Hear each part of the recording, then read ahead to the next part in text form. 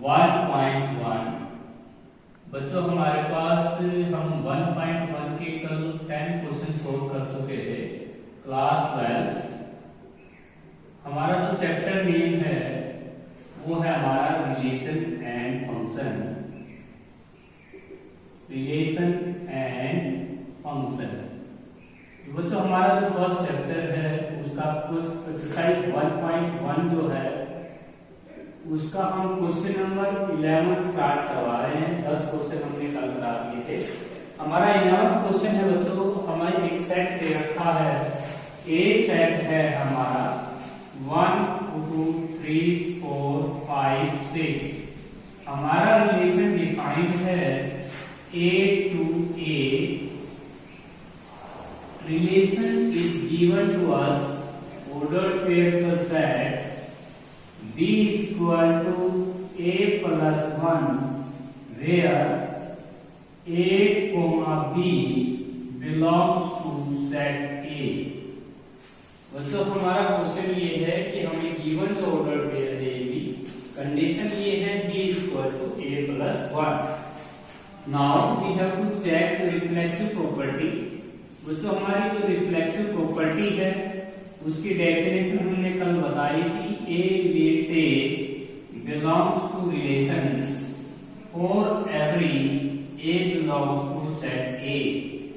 Now इस conditions को अगर आप खोल के देखें तो बच्चों B की जगह हमारा A एलिमेंट हो जाएगा, तो A equal to A plus 1, जो कि कंडीशन आप देख रहे हैं A equal to A plus 1 false है। आप यहाँ पे लिखेंगे इट इज नॉट रिफ्लेक्सिव। यह रिफ्लेक्सिव नहीं है, इट इज नॉट रिफ्लेक्सिव। ये रिफ्लेक्सिव प्रॉपर्टी को सेटिस्फाई नहीं करता। नाउ इसके बाद बच्चों हम आते हैं सिमेट्रिक प्रॉपर्टी। सिमेट्रिक में सिमेट्रिक हमारे पास हो जाएगी बच्चों order pair A B such that take one order pair then implies B A belongs to R. Now condition हमने दे रखी है ए बी ऑर्डर पेयर के बारे में। हमारे पास B इक्वल टू हो जाएगा A प्लस 1 इम्प्लाइज ये कंडीशन हो जाएगी बच्चों। यहाँ पे ऑर्डर पेयर में सेकंड एलिमेंट लिख रखा है, सेकंड एलिमेंट हम यहाँ लिखेंगे तो A इक्वल टू हो जाएगा B प्लस 1। तो बच्चों हमारे पास B equal to A plus 1 है, तो A equal to B plus 1 नहीं है, इक्वल नहीं आएगा। आप यहाँ पे लिखेंगे it is not reflexive, it is not symmetric. बच्चों हमारे पास जो सेट दे रखा है इस सेट में 6 तक के एलिमेंट हैं। अगर आप ऑर्डर्ड पेयर को लिखना चाहें तो लिख भी सकते हैं। सबसे पहले आप 1 पुट कर दें। 1 पुट करेंगे तो आपके रिलेशन में जो ऑर्डर्ड पेयर होंगे वो होंगे 1, 2, 2, 3, 3, 4, 4, 5, 5, 6। बच्चों हमारे पास गिवन रिलेशन में सिर्फ ये 5 ऑर्डर पेयर ही हैं। 1 पुट करेंगे तो B2 आएगा, 2 पुट करेंगे 3 आएगा, 3 पुट करेंगे 4 आएगा, 4 पुट करेंगे 5 आ जाएगा, 5 पुट करेंगे तो 6 आ जाएगा, 6 पुट करेंगे तो 7 आता है। 7 हमारा सेट A को बिलोंग नहीं करता, इसलिए आप इसमें सिर्फ 5 ऑर्डर पेयर ही डाल पाएंगे। हमारे पास रिफ्लेक्सिव प्रॉपर्टी देखिएगा बच्चों, सेट का प्रत्येक एलिमेंट खुद के साथ रिलेट है ही नहीं, तो ये रिफ्लेक्सिव नहीं है। सिमेट्रिक के लिए देखिएगा, अगर हम इनमें से कोई भी ऑर्डर पेयर टेक करते हैं तो उसका कन्वर्स इसमें लाई नहीं करता। फॉर एग्जांपल बच्चों हमने सिमेट्रिक में ले लिया 1 2। 1 2 हमारा रिलेशन को बिलोंग करता है, लेकिन 2 1 रिलेशन को बिलोंग नहीं करता। इसलिए बच्चों ये हमारा रिलेशन जो है सिमेट्रिक नहीं है। दिए गए ऑर्डर पेयरों को पलट के देखिएगा, पलटने पर जो रिजल्ट आता है वो रिलेशन को बिलोंग करना चाहिए। अब आते हैं ट्रांजिस्टिव पे। हमारी जो ट्रांजिस्टिव प्रॉपर्टी है बच्चों, ए बी ऑर्डर, हमें 2 ऑर्डर पेयर टेक करने होंगे, एक ए बी एक बी सी। हमारे पास हो जाएगा बच्चों implies A C belongs to R. तो बच्चों हमारे पास ऑर्डर पेयर हम लेंगे, 2 ऑर्डर पेयर पिकअप करेंगे। तो बच्चों यदि हम ये 2 ऑर्डर पेयर पिकअप कर लेते हैं तो हमारे पास result uh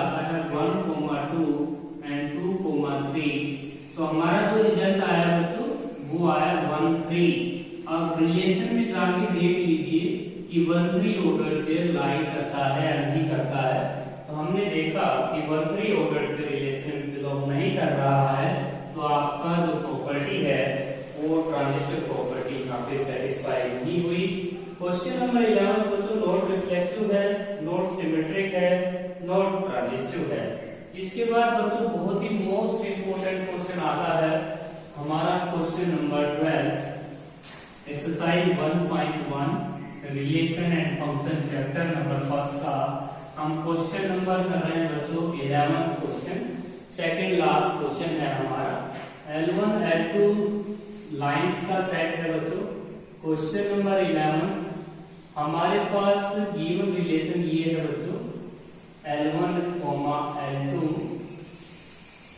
where L1 is perpendicular to L2 where L1, L2 belongs to set of all lines। तो हमारे पास L1, L2 लाइंस का सेट है। L1 होना चाहिए परपेंडिकुलर होना चाहिए L2 पे। तो बच्चों हम इसको रिफ्लेक्सिव चेक करना चाहते हैं, तो रिफ्लेक्सिव प्रॉपर्टी होती है L1, L1 belongs to R for all L1 belongs to set of all lines। तो बच्चों हमारे पास L1, L1 को अगर हम इस अकॉर्डिंग टू गिवन रिलेशन अगर खोल के देख लें तो बच्चों L1 is perpendicular to L1। तो ये बहुत ही गलत बात होगी बच्चों, कोई भी लाइन जो है अपने खुद पे परपेंडिकुलर नहीं होती। इसके बाद बच्चों आप यहाँ पे लिखेंगे L1 belongs to set of all lines। आप यहाँ पे नीचे लिखेंगे it is not reflexive। हमारा गिवन रिलेशन जो है वो रिफ्लेक्सिव नहीं हुआ, क्योंकि कोई भी लाइन अपने खुद पे परपेंडिकुलर नहीं हो सकती। इसके बाद आते हैं सिमेट्रिक प्रॉपर्टी के ऊपर। सिमेट्रिक प्रॉपर्टी हमारी होती है बच्चों L1, L2 हमने लिया कोई ऑर्डर पेयर। ये ऑर्डर पेयर हमने कहाँ से लिया है? स्टेटमेंट से लिया है। स्टेटमेंट में इसके बारे में बता भी रखा है कि L1, L2 के ऊपर है परपेंडिकुलर। तो बच्चों हमें ये चेक करना है कि L2, L1 के परपेंडिकुलर होगा या नहीं होगा। तो बच्चों L2, L1 के परपेंडिकुलर कतई नहीं होगा। तो यहाँ पे हम लिखेंगे L1, L2 के अगर परपेंडिकुलर है तो बच्चों L2, L1 के परपेंडिकुलर होगा, 100% होगा। L1, L2 belongs to set of all lines। बिल्कुल ये बात बिल्कुल सत्य है बच्चों। यदि L1, L2 पे परपेंडिकुलर है तो L2, L1 पे परपेंडिकुलर होगी। इसके बाद बच्चों हम आते हैं ट्रांजिस्टर के ऊपर। बच्चों हमारी जो ट्रांजिस्टर प्रॉपर्टी है उसके अंदर देखिए हम दो ऑर्डर पेयर लेंगे। एक ऑर्डर पेयर हम लेंगे L1, L2, दूसरा ऑर्डर पेयर लेंगे हम L2, L3। ये ध्यान रहे बच्चों ट्रांजिस्टर की प्रॉपर्टी में ये पोजीशन आपकी सेम होनी चाहिए, ये कंडीशन आपको नोट कर लेना है। अब गिवन आंसर जो चाहता है वो L1, L3 के बीच में रिलेशन चाहता है कि L1, L3 के प्रति परपेंडिकुलर होगा या नहीं होगा। तो बच्चों इसके लिए आपको एग्जाम में अपोजिट डायग्राम देना होगा। एक डायग्राम हम यहाँ पे बना लेते हैं बच्चों। यहाँ L1 लाइन, यहाँ पे हम L3 लाइन, बीच में हम लेंगे L2 लाइन। तो बच्चों L1, L2 के ऊपर परपेंडिकुलर है, देख सकते हैं L2, L3 के परपेंडिकुलर है।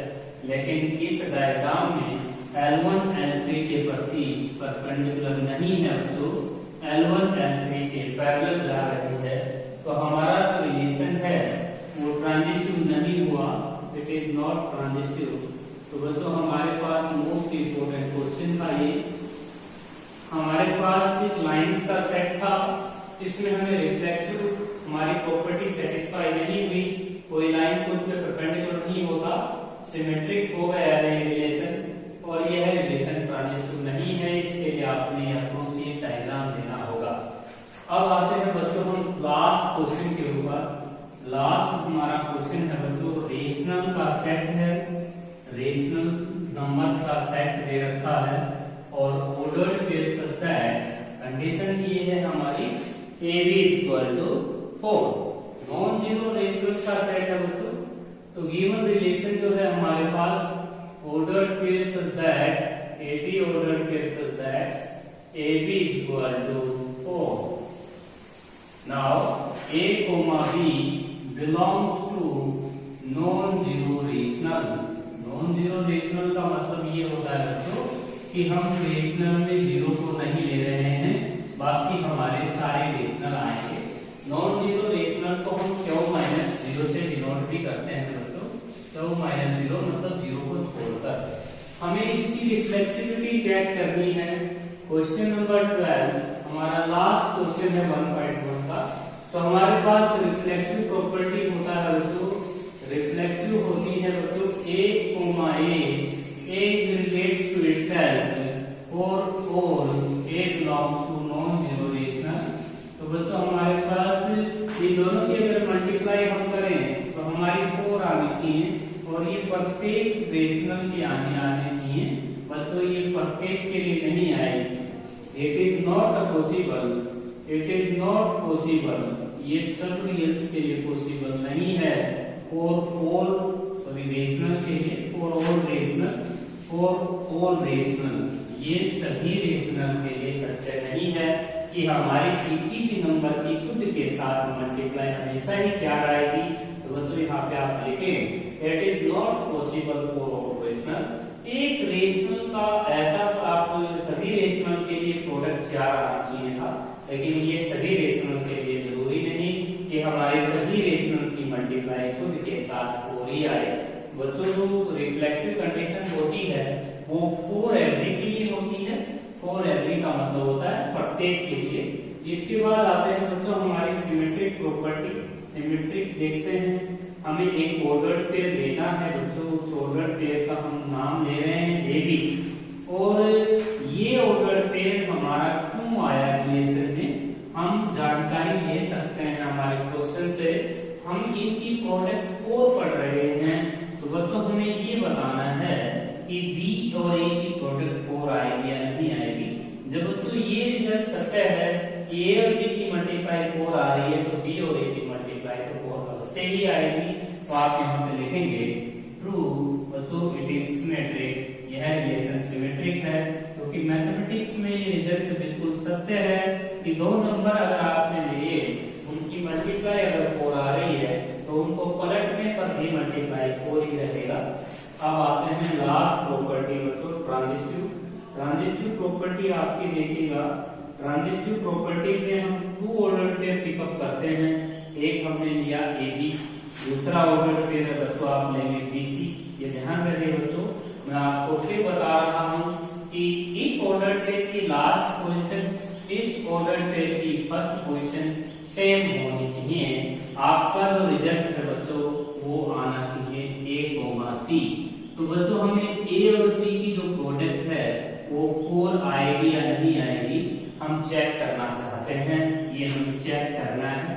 तो बच्चों हम एक ऐसा एग्जांपल दे रहे हैं, यदि हम ए को टेक कर लें 8, इसको टेक कर लें 1/2 और दूसरा ऑर्डर पेयर ले हम 1/2 और सी ले रहे हैं 8। बच्चों हम ए ले रहे हैं 8, बी ले रहे हैं 1/2, सी ले रहे हैं 8। ये दोनों ऑर्डर पेयर को आपने एक नहीं समझना है, दोनों ऑर्डर पेयर डिफरेंट टेक करने किए हुए हैं। इनकी प्रोडक्ट भी 4 आ रही है, इनकी प्रोडक्ट भी 4 आ रही है। बच्चों इसका फर्स्ट और इसका लास्ट अगर हम देखें तो 8,8, लेकिन बच्चों 8,8 की जो प्रोडक्ट है वो 64 आ रही है, आनी चाहिए 4, हमारी मल्टीप्लाई आ रही है 64। इसका मतलब ये है बच्चों कि यह रिलेशन जो है वो ट्रांजिस्टिव नहीं है, इट इज नॉट ट्रांजिस्टिव। बच्चों इसके लिए आप कोई भी एग्जांपल देके आएंगे, यदि कोई रिलेशन ट्रांजिस्टिव नहीं है तो उसके लिए एग्जांपल देना काफी होता है। हमने ए ले लिया 8, बी ले लिया 1/2 और सी ले लिया 8। तो बच्चों इनकी प्रोडक्ट 4 आ रही है, इनकी प्रोडक्ट 4 आ रही है, लेकिन 8 और 8 की प्रोडक्ट 64 आ रही है, जो कि 4 के इक्वल नहीं है। तो बच्चों ये जरूरी नहीं कि हम ए और बी की प्रोडक्ट 4 ले रहे हैं, बी और सी की प्रोडक्ट 4 ले रहे हैं, तो ए और सी की प्रोडक्ट 4 आना जरूरी नहीं है। इसके बाद बच्चों हम आते हैं हमारी नेक्स्ट एक्सरसाइज के ऊपर। बच्चों हमारा नेक्स्ट टॉपिक आता है इक्विवेलेंस रिलेशन। अब इक्विवेलेंस जो रिलेशन है उसकी डेफिनेशन होती है बच्चों, जो रिलेशन रिफ्लेक्सिव। नेक्स्ट एक्सरसाइज हम करना चाहते हैं एक्सरसाइज 1.2। तो बच्चों हमारा जो टॉपिक है वो है equivalence relation. Equivalence relation, equivalence relation वो होता है बच्चों जो तीनों कंडीशन को सेटिस्फाई करे। रिफ्लेक्सिव भी हो जाए रिलेशन, रिफ्लेक्सिव हो जाए, सिमेट्रिक हो जाए और ट्रांजिटिव भी हो जाए। Symmetric, transitive. तो बच्चों यदि कोई रिलेशन तीनों कंडीशंस को अगर सेटिस्फाई कर जाएगा तो हमारा जो रिलेशन है वो इक्विवेलेंस हो जाएगा। यदि हम इक्विवेलेंस रिलेशन की डेफिनेशन पढ़ें बच्चों, reflexive plus symmetric plus transitive. अगर बच्चों आपसे ये पूछ लिया जाए कि कोई रिलेशन इक्विवेलेंस कब नहीं होगा, जब रिलेशन इन तीनों कंडीशंस में से एक भी कंडीशन को अगर सेटिस्फाई नहीं कर रहा होगा, हमारा रिलेशन जो है वो इक्विवेलेंस नहीं होगा। तो बच्चों हम एक्सरसाइज का फर्स्ट क्वेश्चन कर रहे हैं इक्विवेलेंस के लिए। तो बच्चों हमारे पास एक्स और वाई बुक्स का लाइब्रेरी में बुक्स का सेट है। एक्स और वाई बुक्स है। X and why have same number of pages. X and why have same number of pages. तो हमने ले लिया बच्चों सेम नंबर ऑफ पेजेस का set, same number of pages. तो बच्चों एक्स और वाई जो है वो बुक्स को बिलोंग करती हैं। बुक्स इन स्कूल लाइब्रेरी, हमारे पास स्कूल लाइब्रेरी में, स्कूल लाइब्रेरी का हमने बुक्स का सेट लिया। हम जानना चाहते हैं कि बच्चों हमें ये रिलेशन इक्विवेलेंस को करना है। तो बच्चों इसके लिए हम क्या करेंगे, सबसे पहले रिफ्लेक्सिव दिखाएंगे रिलेशन को। तो x, x belongs to R or every x belongs to books in school library। School library में से आपने कोई भी बुक ली, उस बुक का नाम हमने लिया x। माना कि बच्चों इस बुक में 50 पेज हैं, तो सेकंड जो आपकी पोजीशन है उसमें बुक्स का नाम x ही है। यदि इसमें 50 पेज हैं तो इसमें भी पेजों की संख्या कहां से बदलेगी? तो आप यहां पे लिखेंगे x and x have same number of pages. तो ये आपकी रिफ्लेक्सिव प्रॉपर्टी सेटिस्फाई हुई, क्योंकि बच्चों x और x में तो पेज समान ही रहेंगे और x belongs to books in school library। It is reflexive। बच्चों रिफ्लेक्सिव प्रॉपर्टी सेटिस्फाई है। इट इज रिफ्लेक्सिव, आपकी रिफ्लेक्सिव प्रॉपर्टी सेटिस्फाई हो गई है। इसके बाद बच्चों हम पढ़ेंगे सिमेट्रिक कंडीशन के बारे में। सिमेट्रिक देखिएगा क्या हो, सिमेट्रिक में हम क्या करते हैं बच्चों, हम वन ऑर्डर पेयर टेक कर रहे हैं, उस ऑर्डर पेयर का नाम हम ले रहे हैं x। अब हम इंप्लाइज का निशान लगाएंगे, अच्छी तरह लगाना है बच्चों। इस सिंबल्स को आपने ध्यान रखना है, इंप्लाइज बोलते हैं। y, x को देखना होता है बच्चों।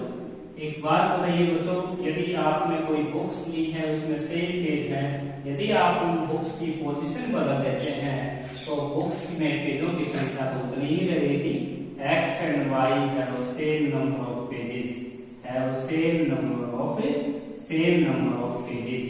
अगर x और y में सेम पेज है बच्चों तो implies y and x have also same number of pages। तो आपके पेजेस की जो संख्या है वो उतनी ही रहेगी जितनी x और y में है बच्चों। तो ये आपकी जो कंडीशंस है ये सिमेट्रिक प्रूव हो चुकी है।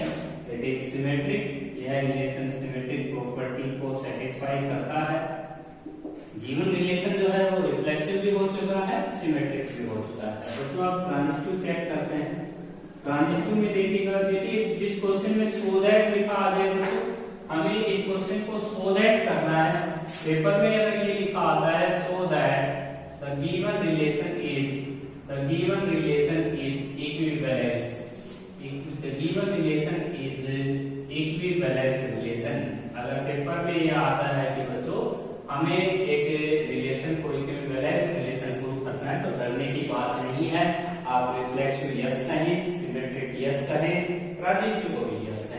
तीनों कंडीशन सेटिस्फाई होती है। X Y belongs to R, Y Z belongs to R. तो बच्चों आपने ले लिए ये two arbitrary ordered pair, X और वाई में सेम पेज है, वाई और जेड में सेम पेज है। तो आपको बताना है कि बच्चों एक्स और जेड बुक में सेम पेज होंगे या नहीं होंगे। Where X and Y Z belongs to books in school library. तो ये आपके पास देखिएगा बच्चों, आपने यहाँ पे लिखा है x and why have same number of pages, have same number of pages. माना कि बच्चों एक्स और वाई में 100 पेजेस हैं, तो y में तो ऑटोमेटिक 100 पेज आ ही गया। y and z have same number of pages, तो आपने यहाँ पे y और z में भी 100 पेज मानने होंगे। Implies x and z have also same number of pages. तो बच्चों हमारे पास जो पेजेस की जो संख्या है वो 100 ही आएगी यदि आप 100 पेज कर रहे हैं। तो बच्चों आपको नीचे एक लाइन लिखनी है, all three conditions are satisfied, so it is equivalence relation. All three conditions are satisfied. All three conditions are satisfied. So given relation is an equivalence relation. तो बच्चों आपको यहाँ लिखना है कि तीनों कंडीशन अगर सेटिस्फाई हैं तो आपका जो रिलेशन है वो इक्विवेलेंस रिलेशन शो हो चुका है। तो बच्चों हमारा क्वेश्चन नंबर जो फर्स्ट हमने किया, इसी तरह हमने इसका सेकंड क्वेश्चन करना है। सेकंड हमारा क्वेश्चन है बच्चों, सेकंड जो क्वेश्चन है हमारा बच्चों वो है x minus Y is an integer. तो हमारे पास इंटीजर का सेट दिया हुआ है और थोड़ी सी लैंग्वेज चेंज है बच्चों, सारे क्वेश्चन एक जैसे ही है। सेकंड एक्सरसाइज बहुत ही आसान है, आपने रिफ्लेक्सिव, सिमेट्रिक और ट्रांजिस्टिव तीनों कंडीशंस को प्रूव करना है। इसमें आपको इक्विवेलेंस रिलेशन प्रूव करना है इस एक्सरसाइज को। तो हम ले रहे हैं बच्चों सेकंड क्वेश्चन। सेकंड क्वेश्चन है हमारा x minus Y is an integer. x और y का जो डिफरेंस है वो इंटीजर होना चाहिए और x और y आपका इंटीजर को बिलोंग करता है। ये है हमारा क्वेश्चन नंबर सेकंड बच्चों, x माइनस वाई इंटीजर होना चाहिए। हम इसको रिफ्लेक्सिव चेक कैसे करेंगे? रिफ्लेक्सिव में हम लेंगे बच्चों x, x belongs to r और x बिलोंग्स टू इंटीजर।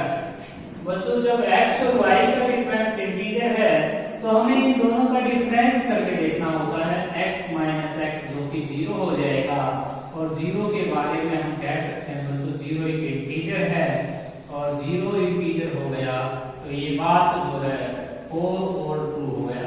बच्चों मैंने आपको एक बहुत साफ सुथरा एग्जाम्पल दे रखा है, यदि मैथमेटिक्स में आर्बिट्रेरी के लिए काम हो गया तो सबके लिए काम हो जाता है। सिमेट्रिक में आपके पास देखिए हमने एक ऑर्डर्ड पेयर लिया, उस ऑर्डर्ड पेयर का नाम रखा बच्चों हमने xy टेक किया। हमें ये चेक करना है कि y, x रिलेशन को बिलोंग करेगा या नहीं करेगा। तो बच्चों आप यहाँ पे इसकी जानकारी दे सकते हैं कि ये ऑर्डर्ड पेयर रिलेशन में क्यों आया। तो ऊपर लिख भी रखा है कि x और y का जो डिफरेंस है वो इंटीजर है जी। तो आप यहाँ पे चेक क्या कर रहे हैं, y और x का जो डिफरेंस है वो इंटीजर, आल्सो एन इंटीजर। तो y minus x is also an integer. तो y माइनस x का जो डिफरेंस है बच्चों वो भी इंटीजर आएगा ही आएगा। तो आपकी सिमेट्रिक कंडीशन प्रूव है बच्चों। अब आते हैं ट्रांजिस्टिव के ऊपर। हमें ये रिलेशन भी बैलेंस प्रूव करना है बच्चों। आपको एग्जाम में लिखा मिलेगा so that the given relation is an equivalence relation। बच्चों इक्विवेलेंस रिलेशन के अंदर क्या होता है, तीनों कंडीशंस को आपको ट्रू करना होता है। हम तीनों कंडीशंस को ट्रू करेंगे।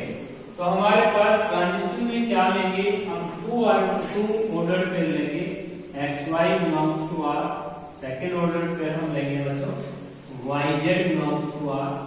और हम चेक करेंगे बच्चों इसका फर्स्ट और लास्ट, तो हमारे पास कंडीशन हो जाएगी एग्जैक्ट। अब बच्चों एक बात बताइएगा कि x और y रिलेशन में आपने क्यों लिया है, तो आपका कहना यही होगा कि जी x और y का डिफरेंस एक इंटीजर रहा है जी, yz आपने टेक किया हुआ है, आप यही कहेंगे जी y और z का डिफरेंस भी इंटीजर है। और आप मुझसे पूछ रहे हो कि x z का डिफरेंस इंटीजर होगा या नहीं होगा, तो बिल्कुल इन दोनों इक्वेशंस को आप अगर ऐड कर देते हैं, यदि आप इन दोनों कंडीशंस को ऐड कर दें तो बच्चों y से y क्या हो जाएगा, कैंसिल, तो आपका रिजल्ट आ जाएगा x minus z is an integer. तो x और z का डिफरेंस इंटीजर आ गया। अब x और z का डिफरेंस अगर इंटीजर आ गया तो किस ऑर्डर पे को जगह मिल गई, x z को मिल गई, तो आपका x z जो है वो रिलेशन को बिलोंग कर जाएगा। तो बच्चों नीचे आपने फिर वही लाइन लिखी है, all three condition are satisfied so it is N